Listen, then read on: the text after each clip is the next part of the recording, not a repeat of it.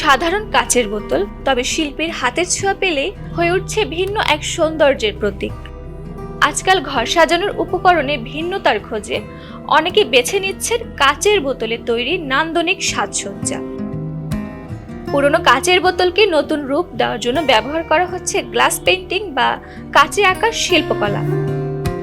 রঙিন আলপনা ও ফুল পাতার নকশা আঁকা এই বোতলগুলো শুধু সৌন্দর্যই বাড়ায় না, একই সঙ্গে পরিবেশ বান্ধব ও সৃজনশীলতার পরিচয় বহন করে।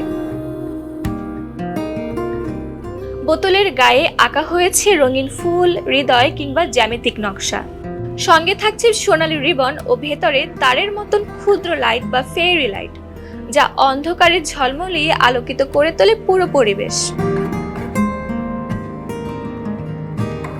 ঘর সাজানোর পাশাপাশি বিশেষ দিনে উপহার হিসেবেও বাড়ছে এর জনপ্রিয়তা। রাজধানীর দোয়েল চত্বরের মৃৎশিল্প মার্কেটের একজন দোকানদার বলেন, এখানে পণ্যের দাম 50 টাকা থেকে শুরু হয়ে 5,000 টাকা পর্যন্ত। সিজন ভেদে বিক্রির তারতম্য হয়। ফেব্রুয়ারিতে বিক্রি নেমে আসে সর্বনিম্ন 20,000 টাকায়।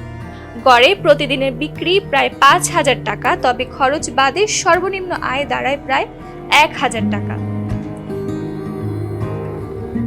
গ্লাস পেইন্টিং শুধু শিল্পকলা নয়, এটি এখন একদিকে মানুষের ঘরের সৌন্দর্য বর্ধন করে, অন্যদিকে একটি সম্ভাবনাময় ক্ষুদ্র ব্যবসার ক্ষেত্রও বটে।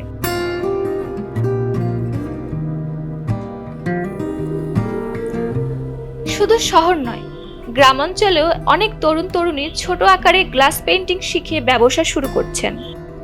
তরুণ প্রজন্মের কাছে এই গ্লাস পেইন্টিং শুধু শখ নয়, উদ্যোক্তা হওয়ারও এক নতুন দিগন্ত।